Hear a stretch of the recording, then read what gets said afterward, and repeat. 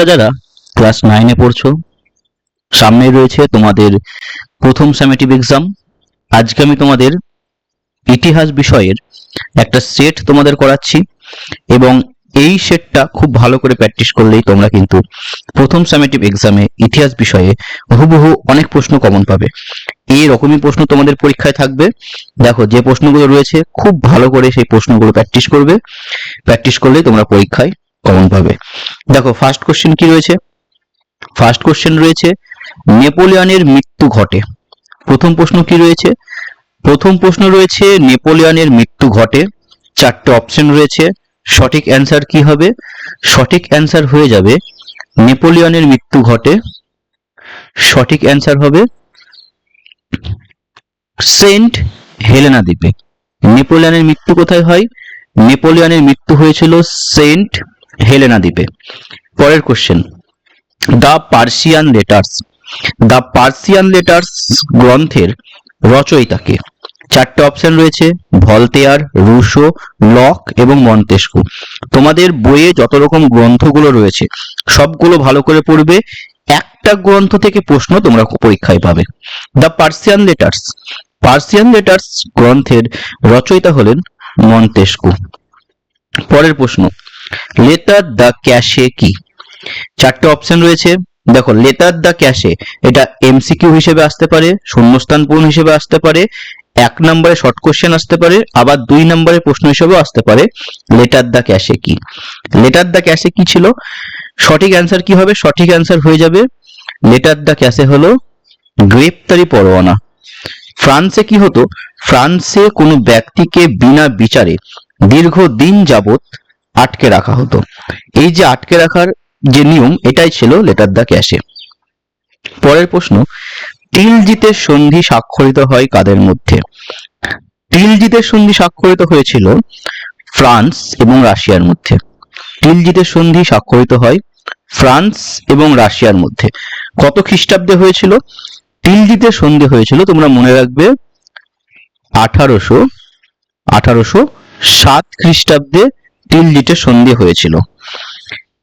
রাশিয়ার তখন যে জার ছিল তার নাম ছিল প্রথম আলেকজান্ডার এবং ফ্রান্সের শাসক ছিল নেপোলিয়ন বোনাপার্ট। এই নেপোলিয়ন বোনাপার্ট এবং রাশিয়ার শাসক জার প্রথম আলেকজান্ডারের মধ্যে 1807 খ্রিস্টাব্দে টিলজিতের সন্ধি স্বাক্ষরিত হয়। পরের প্রশ্ন, ফরাসি বিপ্লবের সময় ফ্রান্সের রাজা কে ছিলেন? ফরাসি বিপ্লব কবে হয়েছিল তোমরা সবাই জানো, কমেন্ট করে জানাও দেখি কবে হয়েছিল ফরাসি বিপ্লব। এই যে ফরাসি বিপ্লব হয়েছিল, ফরাসি বিপ্লবের সময় ফ্রান্সের রাজা ছিলেন ষোড়শ লুই। কি বললাম? ফরাসি বিপ্লবের সময় ফ্রান্সের রাজা ছিলেন ষোড়শ লুই। পরের প্রশ্ন, ভারতের কোন শাসক জ্যাকোবিন দলের সঙ্গে যুক্ত ছিলেন? এটা কিন্তু ভেরি ভেরি ইম্পর্টেন্ট একটা প্রশ্ন, তোমাদের পরীক্ষায় আসবে। টিপু সুলতান। অ্যান্সার কি হয়ে যাবে? অ্যান্সার হয়ে যাবে টিপু সুলতান। ভারতের শাসক টিপু সুলতান জ্যাকোবিন দলের সঙ্গে যুক্ত ছিলেন। এবার দেখে নাও, সত্য হলে ঠিক এবং অসত্য হলে ভুল লেখো। এই ধরনের প্রশ্ন কিন্তু তোমাদের পরীক্ষায় থাকবে।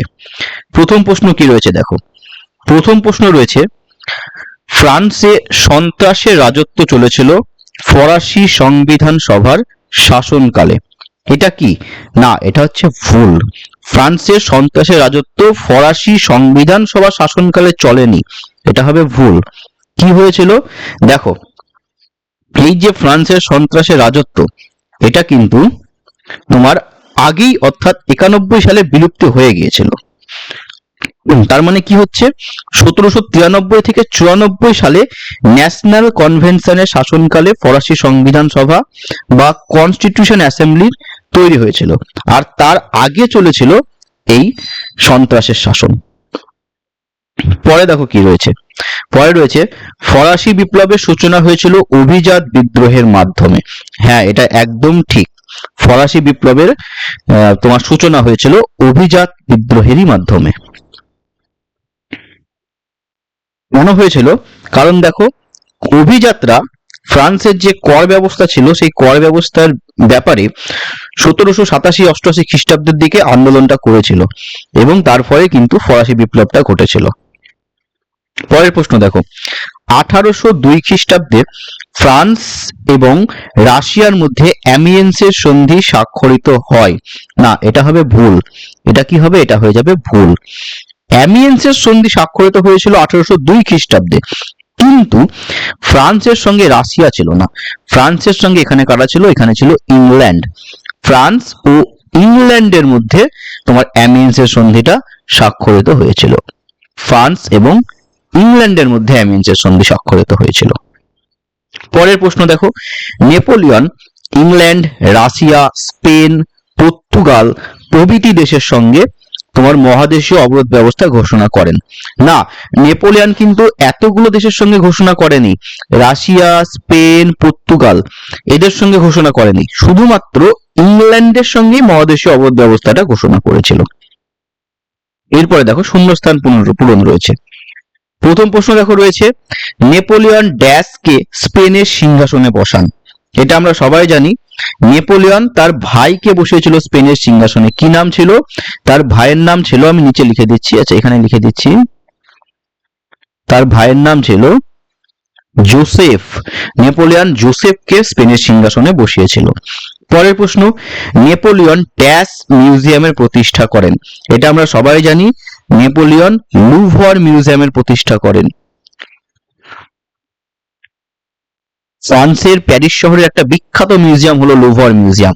সেই লুভর মিউজিয়াম প্রতিষ্ঠা করেছিলেন কিন্তু নেপোলিয়ন। তোমরা শুনে থাকবে কিছুদিন আগে লুভর মিউজিয়ামে 900 কোটি টাকা সম্পত্তি কিন্তু চুরি হয়ে গেছে। পরের প্রশ্ন দেখো কি রয়েছে, ফ্রান্সে ড্যাশ নামে আয়কর আদায় করা হতো। ফ্রান্সে যে আয়কর আদায় করা হতো তার নাম কি ছিল? ভাতিয়েম। তার নাম কি ছিল? ভাতিয়েম। আমি লিখে দিচ্ছি, তোমরা লিখে নাও, তার নাম ছিল ভাতিয়েম। তোমরা এই ফ্রান্সের কর ব্যবস্থাটা খুব ভালো করে পড়বে, কারণ ফ্রান্সের কর ব্যবস্থাগুলো থেকে পরীক্ষায় একটা প্রশ্ন দিবেই, সে 1 নম্বর হোক বা 2 নম্বরের প্রশ্ন। 4 নম্বর প্রশ্ন দেখো কি রয়েছে, ফ্রান্সে কৃষকরা ড্যাশ নামে বাধ্যতামূলক বেগাশ্রম দিত। ফ্রান্সে যে বেগাশ্রমটা ছিল সেটার নাম কি ছিল? সেটার নাম ছিল করভি। বেগাশ্রমের নাম কি ছিল? বেগাশ্রমের নাম ছিল করভি। এবার দেখো বিবৃতিমূলক প্রশ্নগুলো রয়েছে। ফার্স্ট বিবৃতি রয়েছে, ষোড়শ লুইয়ের আমলে ফরাসি রাজকোষ শূন্য হয়ে যায়। ওকে, শূন্য হয়ে গেছিল। এবারে সঠিক ব্যাখ্যা কি, ঠিক কি কারণে শূন্য হয়ে গিয়েছিল? এটা আমরা সবাই জানি, কারণ রাজ পরিবার অকাতরে রাজকোষের অর্থ ব্যয় করত। পরে বিবৃতি দেখো কি রয়েছে, ফরাসি জনতা বাস্তিল দুর্গের পতন ঘটিয়েছিল। আমরা প্রত্যেকে জানি ঘটিয়েছিল। এর কারণ কি ছিল? কারণ আমরা সবাই জানি বাস্তিল দুর্গ ছিল ফরাসি রাজতন্ত্রের অত্যাচারের প্রতীক। বিবৃতির 3 দেখো কি রয়েছে, নেপোলিয়ন 1804 খ্রিস্টাব্দে সম্রাট উপাধি গ্রহণ করেন।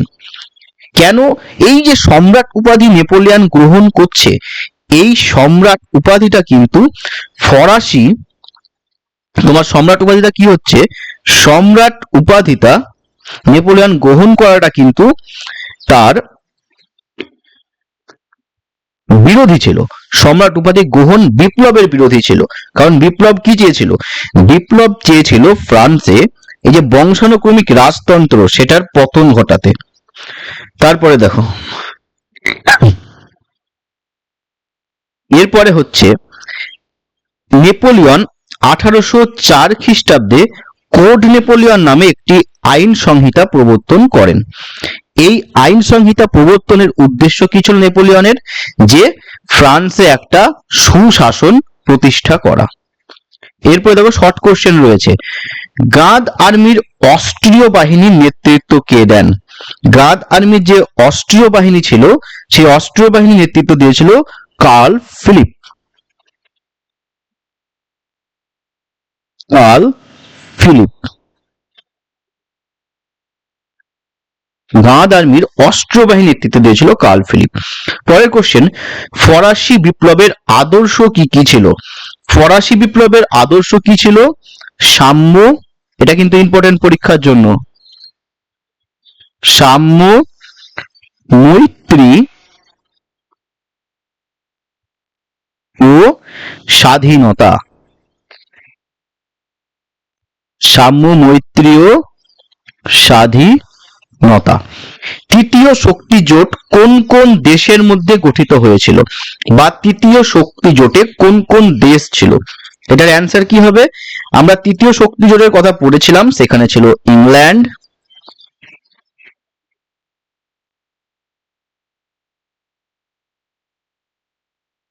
ছিল, রাশিয়া ছিল,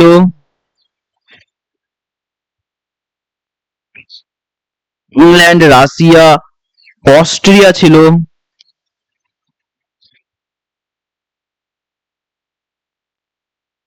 সুইডেন ছিল,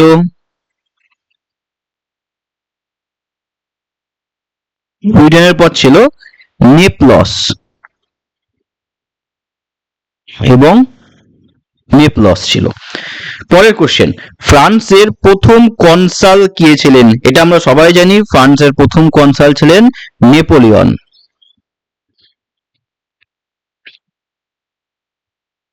নেপোলিয়ন প্রথম ফ্রান্সের কনসাল ছিলেন, নেপোলিয়ন। কোন শহরকে বিপ্লবের জননী বলা হয়? অ্যান্সার কি হবে? অ্যান্সার হবে প্যারিস শহর। বিপ্লবের জননী বলা হয় প্যারিস শহরকে। পরের কোশ্চেন, কে ফ্রান্সকে ভ্রান্ত অর্থনীতির জাদুঘর বলেছেন? এটার অ্যান্সার কি হবে? Adam Smith. Adam Smith. Adam Smith. Adam Smith ফ্রান্সকে ভ্রান্ত অর্থনীতির জাদুঘর বলেছেন। নীল নদের যুদ্ধ কবে কাদের মধ্যে হয়েছিল? এটা কিন্তু ইম্পর্টেন্ট কোশ্চেন।